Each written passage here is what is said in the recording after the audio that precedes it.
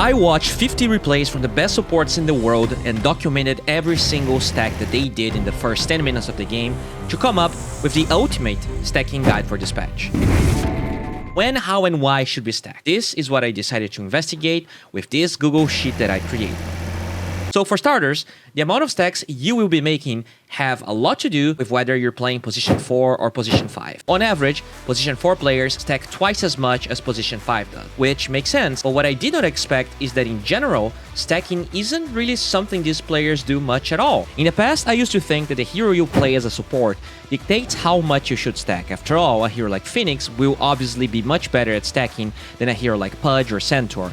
And while that is true to some extent, the true indicator of whether you are going to even consider stacking up as a priority is the cores that you have with you and not the other way around. Stacking for the sake of stacking is very dumb for multiple reasons. The first one is related to all of the other things you could be doing instead. So for the end of every minute, I manually typed what each player was doing, and here are the results. Basically, during minute 1 and 2, dealing with camps and laning is very important. So important, in fact, that watching 50 replays, the only successful stack that was made was this one from Insania. There was one attempt from Boxy, but it failed because of this ward. But let that sink in. Out of 50 games, there is literally one game where a player stacked their camp at minute 1 or 2. Part of that is, obviously, pro players are very good at blocking camps, which makes stacking hard, but the other part of it is that laning is just way too important, and stacking at the expense of a core losing a lane is a bad idea, and leaving lane equals losing lane. I know this is a stacking guide, but notice how important blocking and dewarding camps is. This is the bread and butter of the laning stage and something that will improve your game 10x more than any stacking shenanigan ever will, so I cannot skip over this.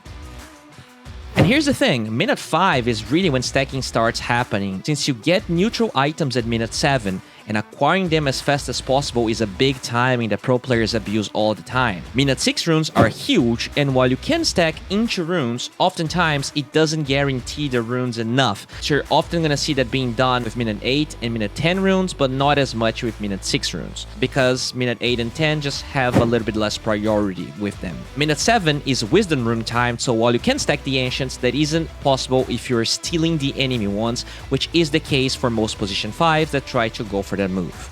With all of that in mind, here are the conditions you should be thinking of when you're stacking in the first minutes of the game. First of all, are you a position 5? Don't really think about that too much. Stack if by any chance you're roaming close to a camp and it's stack time, or if your small camp is free for some reason. That usually shouldn't happen. If you are a position 4, then you want to think about early stacks when your mid or your offlaner can do those early stacks at a reasonable time. The reason for that is that the stacks are supposed to 1. Give you the early neutral items, and 2. Give you 1 or 2 waves worth of experience in either mid or top while that particular core clears the stack, which means those waves and the combined experience and gold from all of that stacking is gonna give you early arcane boots or whatever timing you need, earn, you name it. While stacking for your carry early on isn't unheard of, it is also not as common as people think it is. If your mid and offlaner can't farm triangle stacks, then they're gonna be there doing nothing until your carry can farm it, which means heroes that could maybe farm 1 triangle camp now can, since there's a huge stack there, but it can also be stolen if it sits there for too long. Look at this, guys, look at this!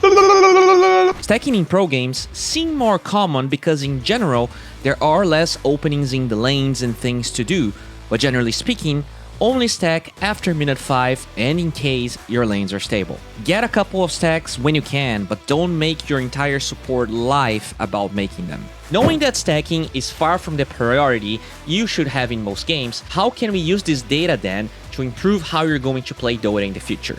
The first thing to notice is your priorities in minute 1 and 2 are to make sure your camp is unblocked and that the enemy is blocked, with the priority always being blocking the enemy camp, then unblocking your own camp, and then laning to allow your core to farm and bully the enemies at the same time. Minute 3 is always going to be about lotuses, although if your core can pick it up, or if you are weak, just lane or make sure that the enemy camp is going to be blocked at least. Minute 4 is when both position 4 and 5 are laning more than they are caring about camps being blocked, but that is still the second highest priority. At minute 5 is when stacking starts to become a reality for position 4. Offlane is already a little bit stable, and so either roaming for kills or stacking depending on what your hero excels and what matchup you have in the mid lane are the two most common things you can do besides just straight up laning. You can do the same thing as a position 5. Stacking is a possibility, although for the most part, you're going to be stacking your small camp if that isn't blocked, whereas position 4 will stack the ancient plus large camp, which is by far the highest value you can get from a stack anywhere in the map. Minute 6 is going to be rune time. This is a very important rune, and so frequently both supports rotate depending on the matchup mid, but position 4 is 70% of the time rotating there, whether by just going mid or stacking and then going mid. Position 5, when he doesn't feel the need or cannot go mid, is usually getting a Lotus or straight up laning. Minute 7 is Wisdom Rune time, and once again, this is a task that position 4 does more often than position 5, whether by just straight up taking the Wisdom Rune or getting a stack done at the same time. Also, when position 5 picks up Wisdom Rune, it's usually stealing the enemy one, whereas for the position 5, he's getting his own. If you are position 5 and you cannot steal or guarantee your own Wisdom Rune, make sure you are laning with your carry or offlaner. It's also important to note that the stacks done throughout minute 5 to minute 7, especially the ones in the triangle, are now ready to be taken, which gives the position 4 free time in one of the lanes, whilst the cores secure even more farm and the neutral items. Minute 8 is once again rune time, and while important, stacking, laning, hitting timings are also things you have to worry about. Which means this is the start of the game for supports where your path gets way less formulaic. Most of your clear objectives are now all dependent of your game situation. That said, as a position 4, you will probably either be going for the rune, stacking, or both, whereas the position 5 most of the time won't have the luxury of stacking if he goes for the rune when he approaches through the safe lane, just because the path doesn't have a lot of straightforward, high-value camps to stack, but you can always try. Minute 9 is probably one of the times that showcases the biggest difference between what POS 4 and POS 5 wants to do. Whilst a whopping 40% of POS 4s are stacking, 35% of POS 5s are either laning mid or fighting mid. POS 5 gets no bonuses from the stacks and will usually be slightly behind in experience unless the position 4 is a roamer type hero. The biggest takeaway though is that occupying lanes that are empty because of course rotating or jungling is a big part of hitting your timings as a support. Most mediocre supports leech experience when they shouldn't and jungle when they don't have to. Minute 10 has a huge decrease in stacking. At this stage, most heroes are ready to fight and skirmishes are all happening around the map. Nothing is planned anymore, especially with catapult waves and runes spawning. Just expect chaos and not a lot of planning.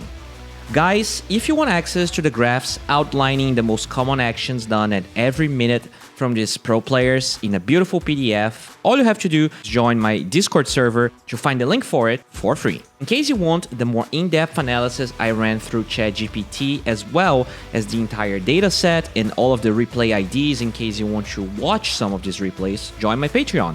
Any of the tiers available will have access to a Google Drive folder with a lot of juicy support information. Hope you guys enjoyed it, and as always, see ya.